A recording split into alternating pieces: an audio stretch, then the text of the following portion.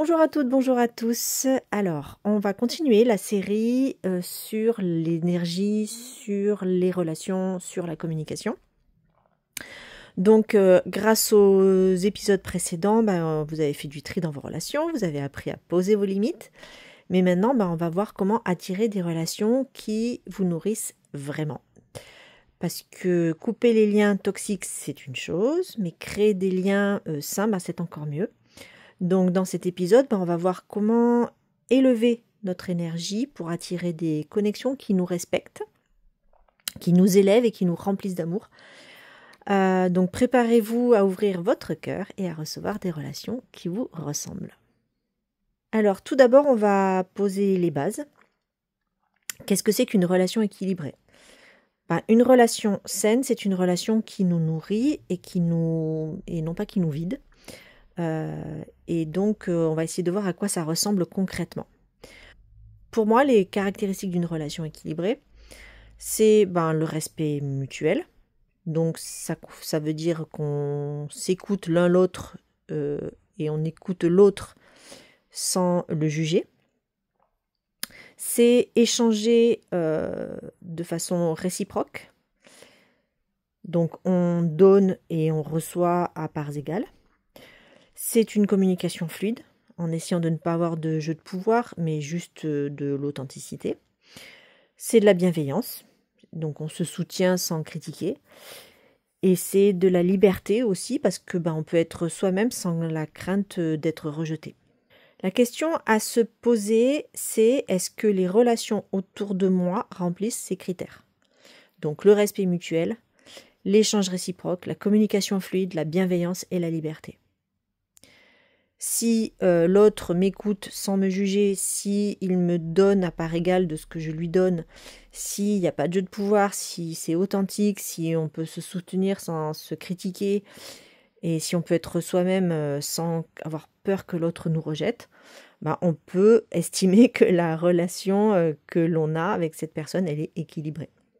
Ensuite, attirer les bonnes personnes, ça implique de travailler sur son énergie, notre propre énergie à nous.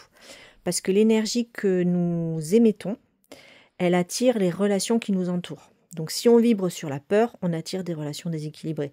Si on vibre sur la confiance et l'amour, on va attirer des personnes alignées avec nous.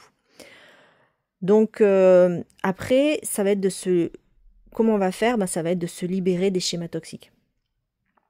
Donc nos relations, les relations que l'on a, sont souvent le reflet de nos blessures qui n'ont pas été guéries. Et donc on peut se poser la question, est-ce qu'on a tendance à attirer à peu près toujours le même type de personnes ? Est-ce qu'il y a un schéma répétitif dans nos relations ? Et qu'est-ce que nous enseigne chaque relation passée sur nous-mêmes ? C'est-à-dire, toutes les relations qu'on a eues, qu'est-ce qu'elles nous apprennent ces relations ? Qu'est-ce qu'elles nous apprennent sur nous-mêmes ? C'est toujours très important, en fait, d'apprendre des situations et d'apprendre des relations. Toujours en tirer le positif. Si on en tire des enseignements, ce sera positif. Même si la relation a été difficile, même si la situation a été compliquée et douloureuse, et qu'on peut considérer comme négative, en fait, elle nous enseigne, elle nous apprend quelque chose. Donc on va en tirer du pouvoir, finalement. On va en tirer des enseignements. Donc, comme petit exercice, vous pouvez essayer de noter 3 schémas relationnels que vous voudriez changer et essayer de les transformer en affirmations positives. Donc, par exemple, je tombe toujours sur des gens qui ne me respectent pas. On peut le transformer en affirmation positive en disant « Je mérite des relations où je suis écoutée et respectée ». Ensuite, on va essayer d'élever sa vibration pour attirer des connexions positives. Donc, ce que l'on émet, on l'attire. Donc, si on veut des relations nourrissantes, il faut commencer par nourrir notre propre énergie. Donc, ça commence par s'aimer soi-même, d'abord. Si on ne s'aime pas soi-même, c'est bateau ce que je dis, mais en général, si on ne s'aime pas soi-même, c'est compliqué de pouvoir nourrir la relation et d'avoir des relations équilibrées. Se parler avec bienveillance, donc on arrête l'auto-sabotage, les autocritiques, etc. tout le temps. Ce qui n'empêche pas d'avoir du recul objectif sur nos comportements. et nos façons de nous comporter, mais on n'est pas obligé d'être dans l'auto-sabotage continuel. Ce n'est pas la même chose. C'est prendre soin de son corps et de son esprit, donc ça passe par une alimentation qui nous convient, qui est adaptée à notre constitution. Je reviens sur l'Ayurveda, hein. Une alimentation saine en soi, ça ne veut pas dire grand-chose. Une alimentation saine, c'est une alimentation qui est appropriée à notre constitution, à nos déséquilibres, à notre feu digestif. C'est avoir un sommeil qui nous permet de récupérer, qui est suffisant en quantité et en qualité. C'est de s'accorder des moments de détente, ne pas être toujours dans l'agir, mais de s'accorder des vrais moments de détente. C'est se connecter à ses propres besoins. Et puis, c'est de se poser la question, qu'est-ce que j'attends d'une relation? Quel type de relations me font du bien? Et puis, c'est d'essayer de vivre des expériences qui nous remplissent, qui nous nourrissent, pratiquer des activités qui nous inspirent. Et donc, par exemple, rejoindre des cercles alignés avec nos valeurs, donc des groupes, des ateliers, des retraites. Voilà, c'est essayer de se rapprocher d'activités et de personnes qui vont nous nourrir et avec qui on va se sentir en connexion parce qu'on va partager des mêmes valeurs ou les mêmes idées, etc. Et on peut avoir une petite phrase clé qui est « En m'alignant avec moi-même, j'attire les bonnes personnes ». Ensuite, la troisième chose à faire, c'est de construire et d'entretenir des relations saines. Parce qu'une fois qu'on attire les bonnes personnes, encore faut-il savoir entretenir ces relations pour qu'elles restent équilibrées. Donc, privilégier la qualité plutôt que la quantité. Il vaut mieux 3 relations profondes que 30 relations superficielles. Et là, on peut se poser la question, qui sont les 5 personnes qui influencent le plus mon énergie au quotidien? La deuxième chose qu'on peut faire pour construire et entretenir des relations saines, c'est de cultiver l'authenticité dans les échanges.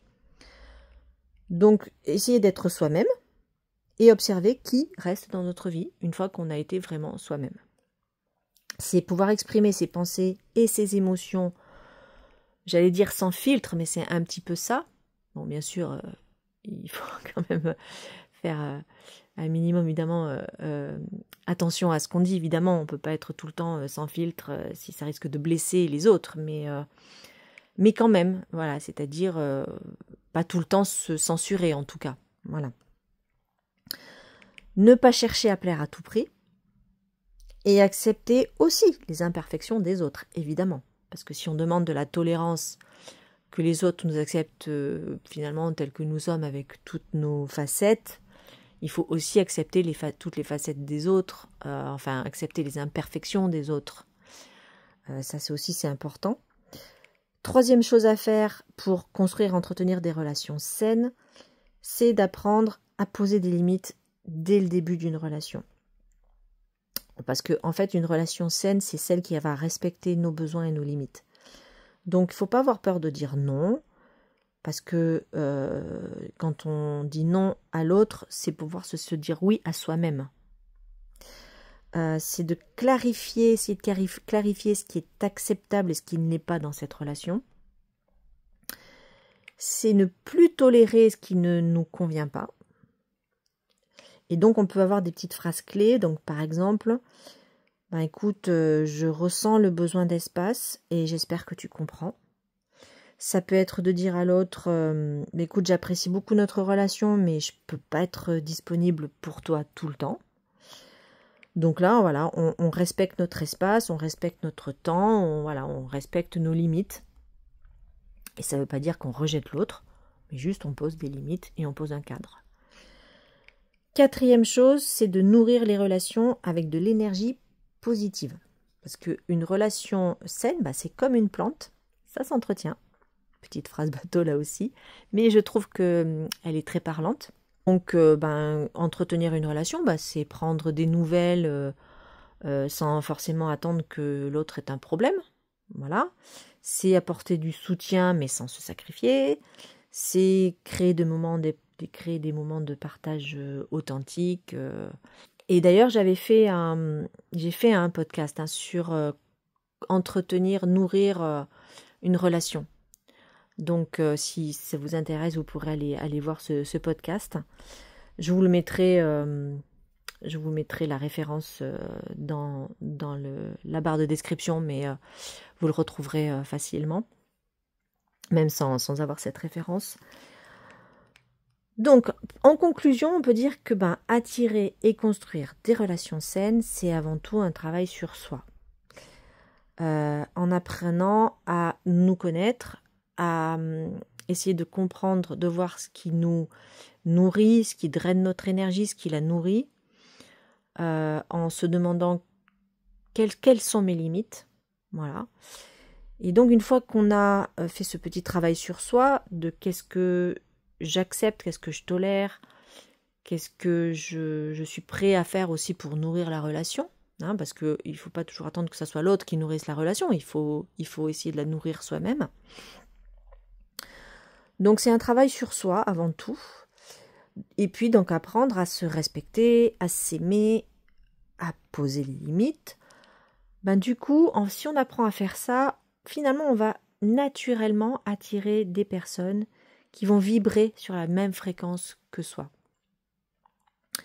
Et on peut se souvenir qu'on mérite d'avoir des relations, des connexions qui vont nous élever et au lieu de nous épuiser. Dans le prochain épisode, on parlera d'un sujet clé également, qui est comment on peut renforcer son intuition pour mieux ressentir les énergies des autres et pour éviter les relations toxiques. Vous savez, l'intuition, c'est quelque chose qui me parle beaucoup. Enfin, je ne sais pas si vous le savez, si vous m'écoutez pour la première fois, mais si vous me suivez depuis quelque temps, moi, je suis quelqu'un qui j'essaye de travailler sur mes intuitions. J'ai de fortes intuitions, je peux avoir des fulgurances au niveau intuitif, et ça aide. Et quand je ne l'écoute pas assez, mon intuition, après, je le regrette. Et parfois, je me dis, oh là là, mais... là je l'avais senti, donc je l'écoute et j'en suis bien contente. Et parfois je me dis là je l'ai pas assez écouté, donc ça se travaille, l'intuition. Et donc voilà, donc on va essayer de travailler, de voir ça, comment on peut renforcer son intuition pour pouvoir encore mieux ressentir les énergies des autres, les énergies dans les relations, et ça peut éviter les relations qui peuvent être toxiques. Si cet épisode vous a plu, je vous invite à le partager, je vous invite à vous abonner, à liker. N'hésitez pas à laisser des commentaires si cet épisode vous a plu, vous a intéressé, questionné, si vous avez envie de laisser des témoignages également. Prenez soin de vous, de votre belle énergie, et je vous dis à très vite. Donc normalement, si tout va bien, la semaine prochaine, chaque jeudi, un nouvel épisode de podcast.